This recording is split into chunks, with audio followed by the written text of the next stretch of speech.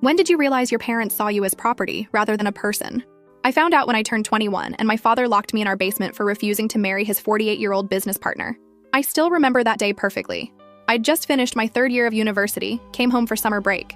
My father had been acting weird, kept talking about this amazing opportunity, how our family was finally going to move up in the world. I thought he meant some business deal. Turns out I was the business deal. Raphael showed up for dinner that night. I'd met him a few times before at my father's company events. Always gave me creepy vibes, the way he'd stare when he thought no one was looking. I never understood why my father was so insistent I attend those events until that night. We're halfway through dinner when my father starts talking about how Raphael has always admired me, how he'd make such a good provider, how lucky I was that such a successful man was interested in someone like me. I felt sick. Raphael just sat there smiling, like this was all normal. Then my father pulls out a box, tells me Raphael has asked for my hand in marriage and that he's given his blessing. I thought it was some sick joke at first. Looked at my mother who just stared at her plate. My brother Hayden wouldn't meet my eyes. I laughed, told them all to fuck off. That's when my father's face changed. I'd seen him angry before, but never like this. He told me I didn't have a choice, that Raphael was offering $2 million to merge our family businesses through marriage. I stood up, told him I wasn't for sale. Tried to leave the room, but Raphael grabbed my arm, said he'd been patient long enough, said my father had promised him. I panicked, grabbed the nearest thing, a wine glass, and smashed it against his face. Everything after that happened so fast. My father completely lost it, started screaming about how I'd ruined everything, how I was nothing but an ungrateful bitch who didn't understand the sacrifices he'd made. Raphael was bleeding, saying something about taming me, and my mother was just crying in the corner. I tried to run, but my father caught me, dragged me downstairs to our basement. It was finished, had a bathroom, but no windows. We used to use it as a rec room before my father converted it to store his collectibles. He threw me inside, said I could come out when I was ready to apologize and accept my responsibility to this family. I heard the lock click, screamed until my throat was raw. No one came. Spent the first hours banging on the door, begging to be let out. My phone was upstairs. No way to call for help. I kept thinking this can't be real. They can't just keep me here. Someone will realize this is insane. But nobody came. I could hear them moving around upstairs. Heard Raphael's voice the next morning, still there, talking with my father, like nothing was wrong. Like the daughter of the house wasn't locked in the basement. My mother slipped some food under the door that evening. I begged her to let me out. She just whispered that I needed to cooperate, that my father had invested everything in this deal, that our family would be ruined if I didn't agree. When I asked how she could let this happen to her own daughter, she said sometimes women have to make sacrifices for the family. Then she left. By the second day, I was starting to panic. Kept hearing Raphael's voice upstairs. Kept hearing my father talking business with him. They were finalizing details like I'd already agreed. I started to realize they weren't going to let me out until I gave in. My father came down that night, slid some papers under the door. Marriage contract. Told me to read them over, that I'd be signing them tomorrow whether I wanted to or not. Said Raphael was being generous considering my behavior. That's when he said it. You're worth $2 million to this family and you will not ruin this deal. I sat in that dark basement realizing I'd never been a daughter to him. Just an asset. Something to trade. Property. It was Hayden who finally let me out after 48 hours. He looked terrified, said he couldn't take it anymore hearing me cry. Told me our father and Raphael had gone to the bank to set up the accounts for the business merger. Said I needed to run, that he'd give me a head start before telling them. But when I got upstairs, I saw the papers on the dining table. The marriage contract. Already signed. My father had forged my signature. That's when something broke inside me. I realized screaming and fighting wouldn't work. They'd just lock me up again. Maybe somewhere worse. So when they came back, I pretended to be defeated. Apologized to Raphael. Said I'd been overwhelmed. That I understood now.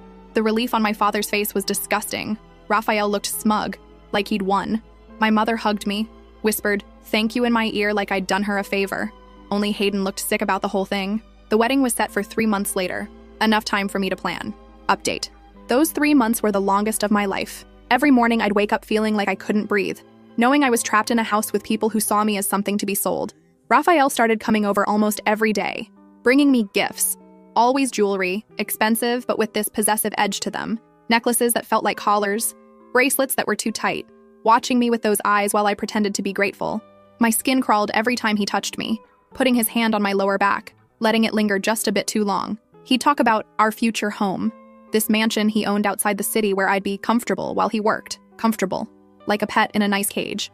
My father treated the whole thing like a business transaction he'd successfully closed. Started talking about me in the third person when Raphael was around. She's always been good with numbers, or she knows how to entertain guests properly. Selling my features like I was a fucking product. One night, I heard him tell Raphael that I'd settle down once the wedding was done, and that he shouldn't worry about my temporary attitude problem. My mother tried to play both sides. would slip into my room at night with these sad eyes, telling me she understood how hard this was. Then, in the same breath, would show me wedding magazines. Talk about how Raphael could provide such a good life for me. When I asked her how she could do this, she just said marriage was about building a future, not silly things like love or attraction, that she'd learned to appreciate my father over time. That was when I realized she'd gone through something similar. Maybe not as extreme, but she'd been traded too. Hayden was the only one who seemed to see how fucked up it all was. He'd shoot me these looks during dinner when Raphael would say something particularly disgusting about training me to run his household. We started having these whispered conversations when no one was around. He was only 19, still dependent on our parents financially, scared of our father, but he wanted to help. I knew I needed to escape before the wedding, but it wasn't as simple as just running away. My father had frozen my bank accounts, called it protecting my future interests, took my passport and ID for safekeeping, while we got the marriage license paperwork ready. Raphael had hired a wedding planner who was clearly watching me, reporting back everything I did. I wasn't even allowed to go anywhere alone anymore. Always had to have my mother or the planner with me. I started small, told Raphael I wanted to prove I could be a good wife, asked to help with some of his business paperwork. He loved that, thought I was finally accepting my role, used it to get access to his contact information, learned his routines, figured out when he'd be unreachable, started pretending I was getting excited about the wedding, would deliberately bring up details just to get my father to leave the room to take business calls, gave me chances to search his office, found out my father was in serious financial trouble. His company was failing, had been for years. Raphael's merger wasn't just adding money, it was saving my father from complete bankruptcy. That's why he was so desperate, why he was willing to sell his daughter. $2 million wasn't just profit, it was survival. The worst part was the wedding dress shopping. Standing there in these white gowns while my mother and the wedding planner cried about how beautiful I looked. All I could think was how I was being dressed up for my own funeral. Raphael insisted on seeing photos of each dress, would text back his opinions like he had the right. The neckline should be lower, I want to see more skin, and my mother would just nod and ask for alterations. Every night I'd lock my bedroom door, push furniture against it, and cry silently into my pillow. The wedding invitations went out. People started calling to congratulate me. Old friends from high school messaging about how lucky I was to marry such a wealthy man. Nobody questioned the age gap. Nobody asked if I was okay with it. They just saw the money. Hayden was the one who helped me get my ID back, created this huge fight with my father as a distraction, while I snuck into his office and broke into his safe. Didn't get my passport, but at least had my driver's license. Started slowly collecting cash. Small amounts my mother wouldn't notice missing from her purse. Selling jewelry Raphael had given me to pawn shops 2 towns over when I was supposedly at dress fittings. Things got worse when Raphael decided he needed to prepare me for married life. Started having these private dinners where he'd quiz me on his preferences, tell me exactly how he liked his house run, what he expected from a wife. Told me when we were married, I wouldn't be returning to university, that educated women made poor mothers, that he expected children within the first year. Sat too close, touched my thigh under the table, ignored when I flinched away. One night he tried to kiss me, pushed me against the wall when I turned my face away, told me I needed to get used to it, that we'd be doing much more than kissing after the wedding. I had to force myself not to fight back, to just freeze instead of push him away. Couldn't risk him telling my father I was still resistant. Just stood there feeling his disgusting wet mouth on my neck, his hands gripping my waist too hard. 2 weeks before the wedding, I found out they'd already decided where I would live, what I would wear, even what I would be allowed to eat. Overheard Raphael talking to my father about how he didn't want me getting fat after the wedding, how he'd have his housekeeper monitor my meals. They discussed me like I was a show dog that needed to maintain its appearance. That was when Hayden finally snapped. We were sitting in his room, me telling him what I'd overheard, and he just stood up and said, "Fuck this, we're getting you out." Said he had some money saved for college that he'd give me. Not much, but enough to get away. Enough to hide somewhere Raphael and my father couldn't find me. We made the plan in whispers late at night. Hayden would create a distraction the day before the wedding, something big enough that no one would immediately notice I was gone. I'd take a bus to the city, then another bus across state lines. Had a friend from university who'd let me stay with her without asking questions. It wasn't perfect, but it was something. What we didn't count on was my mother finding the bus ticket. She was cleaning my room, something she never did, and found it tucked inside a book. I came back from another horrible lunch with Raphael to find her sitting on my bed, ticket in hand, face white. I thought she'd run straight to my father. Instead, she just looked at me with tears in her eyes and asked, "Do you hate him that much?" Not my father. Raphael. Like that was the only reason I wouldn't want to marry a man old enough to be my father, who saw me as property to be controlled. I couldn't lie anymore. Told her yes, I hated him. Hated the way he looked at me, touched me, talked about me. Hated that my father had sold me. Hated that she had let it happen. Started crying. All the fear and disgust and rage finally pouring out. Told her I couldn't breathe when he was near me. Couldn't sleep knowing what was coming after the wedding. Thought for one moment she understood. She hugged me, stroked my hair like when I was little, whispered that she was sorry, then said, "But you'll learn to live with it." I did. That broke something in me. Realized she wasn't going to help. That in her mind, this was just how the world worked. Women were traded, used, controlled. They adapted. They survived by giving in. She didn't tell my father about the ticket, but she started watching me constantly. Wouldn't leave me alone with Hayden. Told the wedding planner to check my bags whenever we went out. My one potential escape route was gone. The night before the wedding rehearsal dinner, Raphael came over with papers. More contracts, business agreements between him and my father. Heard them talking in the study. Raphael saying he wanted everything finalized before the ceremony. My father agreeing, sounding relieved, grateful even. I stood outside that door listening to them discuss the terms of my sale. Raphael saying he'd transfer the first $1 million upon signing the marriage certificate. The second would come after I had proven myself a good wife for 6 months. They had metrics for this. Actual written criteria for how I would be evaluated. Obedience, availability, appearance, fertility. Went back to my room and threw up. Sat on the bathroom floor shaking, realizing I was out of time, out of options. In less than 48 hours, I would be legally bound to this man. Would be taken to his house where no one would hear me scream, where I would be trapped completely. That night, I made a new plan. A desperate one. If I couldn't escape, I'd have to make Raphael back out. Make him decide I wasn't worth the investment after all. The rehearsal dinner was at this expensive restaurant Raphael had rented out completely. All his business associates were there, people from my father's company, extended family, who looked at me with either envy or pity. I sat next to Raphael at the main table, his hand constantly on my knee under the tablecloth, squeezing whenever I shifted away. Waited until everyone was there, until all eyes were on us. Raphael stood to make a toast, talking about how excited he was to welcome me into his life, how grateful he was to my father for entrusting him with his greatest treasure. That's when I stood up, looked around at all those faces and said, in the clearest voice I'd ever managed, "I need everyone to know that I'm being forced into this marriage, that my father locked me in our basement for 2 days when I refused Raphael's proposal, that he forged my signature on the marriage contract, that Raphael is paying him $2 million to marry me against my will." The room went completely silent. Raphael's face twisted into something terrifying. My father half rose from his chair, face purple with rage. But I kept going, told them everything. How Raphael talked about training me, the criteria for being a good wife, how they'd taken my documents, controlled my movements, planned out every aspect of my future without my consent. Finished by looking directly at Raphael's business partners and saying, "Is this really the kind of man you want to be associated with? Someone who has to buy a wife, who locks up women who say no to him?" My father was across the room in seconds, grabbing my arm so hard it bruised instantly, hissing that I needed to shut my fucking mouth. Raphael was trying to laugh it off, telling everyone I was emotional about the wedding, had cold feet, but I could see it in people's faces. The shock, the discomfort. Some of the women looked physically ill. One of Raphael's older colleagues was staring at him with undisguised disgust. My father dragged me out of the restaurant, practically threw me into the car. The entire ride home he didn't speak, just this terrible silence that terrified me more than his yelling ever had. My mother was crying. Hayden looked both proud and scared out of his mind. When we got home, my father grabbed me by the hair, dragged me toward the basement door, screaming that I'd ruined everything, that I'd destroyed our family, that I was nothing but an ungrateful whore who'd rather destroy her family than do her duty. Hayden tried to stop him, actually tackled him to the ground. They fought while I scrambled away, ran to my room, locked the door. Could hear them still fighting, furniture breaking, my mother screaming for them to stop. Sat with my back against the door, heart pounding so hard I thought it would break my ribs. Didn't know what would happen now. Didn't know if my plan had worked or if I'd just made everything infinitely worse. All I knew was that I couldn't take back what I'd done, couldn't unsay those words. My phone started blowing up. Texts from Raphael, each one more threatening than the last, calling me a lying bitch, saying I would regret humiliating him, that no one made a fool of him and got away with it, that he would make sure I had nothing and no one when he was done with me. Then my father started pounding on my door. I could hear the wood splintering as he threw his weight against it, screaming that he would kill me himself before he let me ruin everything he'd worked for. Last update. I spent that night barricaded in my room, listening to my father rage through the house. He'd stopped trying to break down my door after Hayden called the police, but I could hear him downstairs, smashing things, screaming about ungrateful children and family loyalty. My phone kept buzzing with texts from Raphael, threats mixed with bizarre attempts to salvage the situation.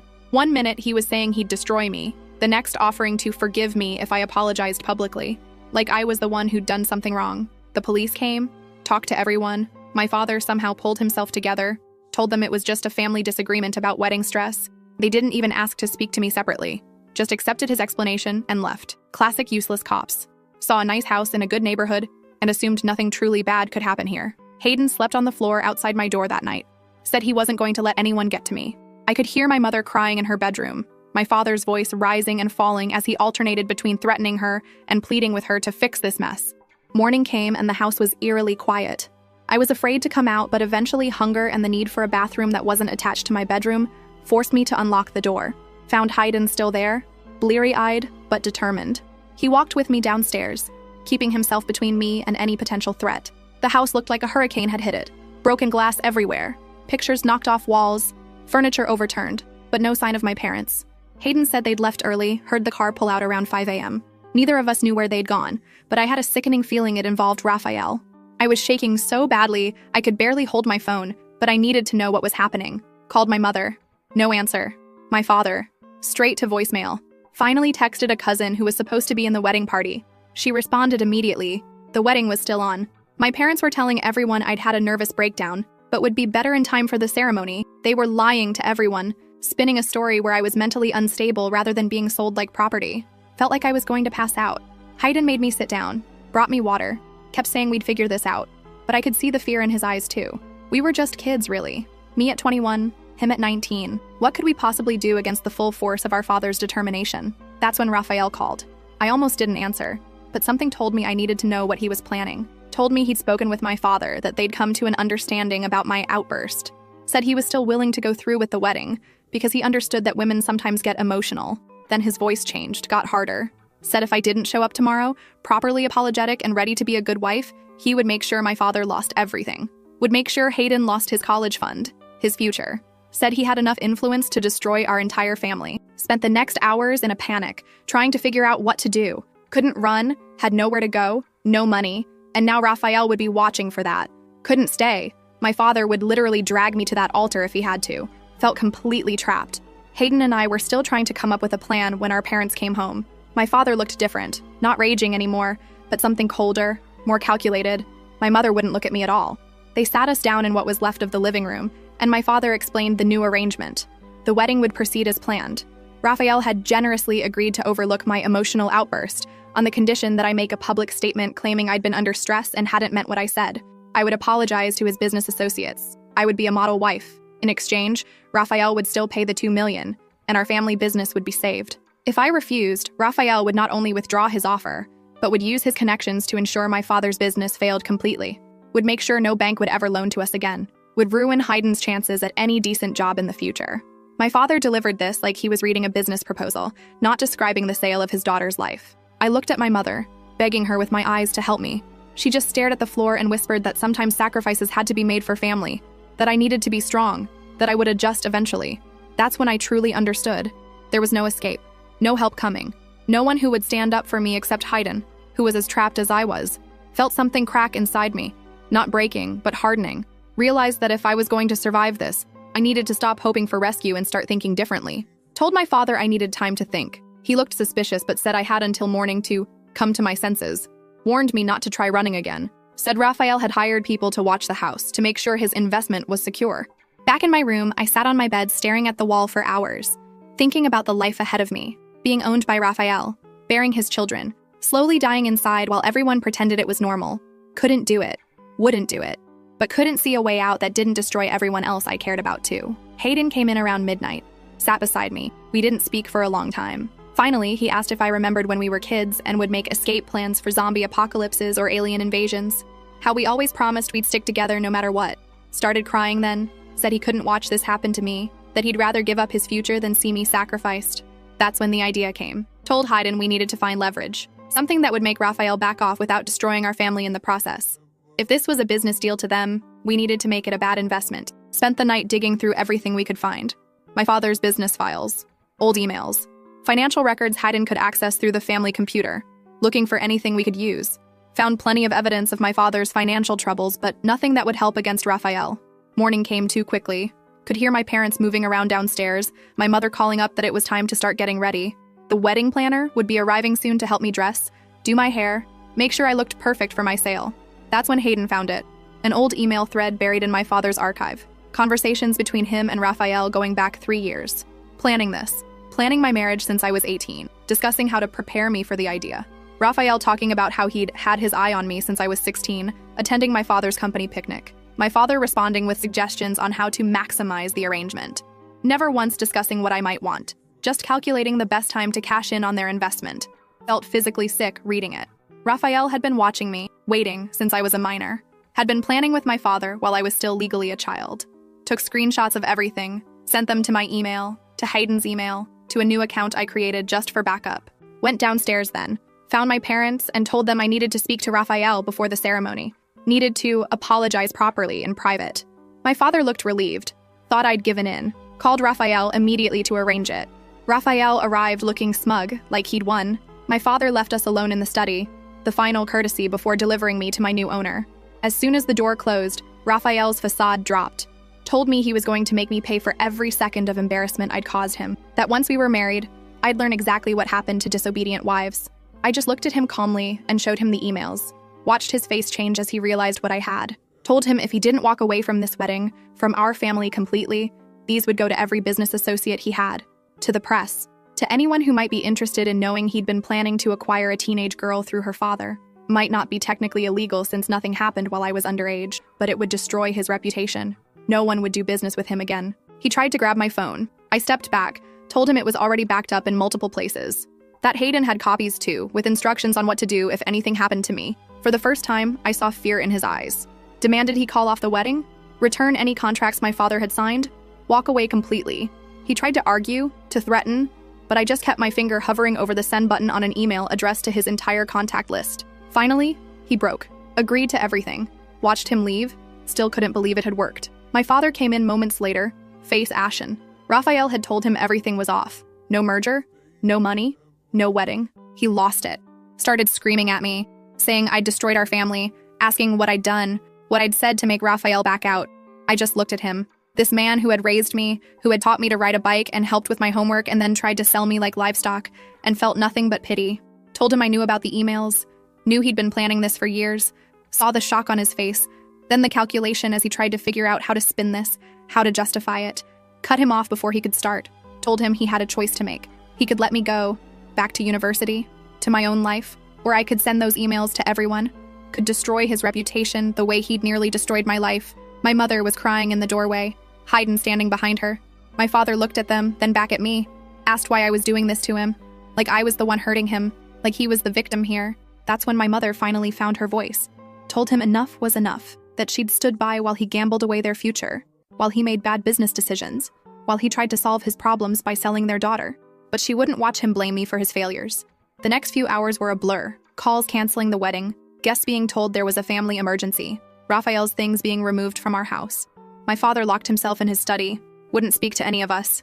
My mother moved silently through the house, looking both relieved and terrified about what would happen next.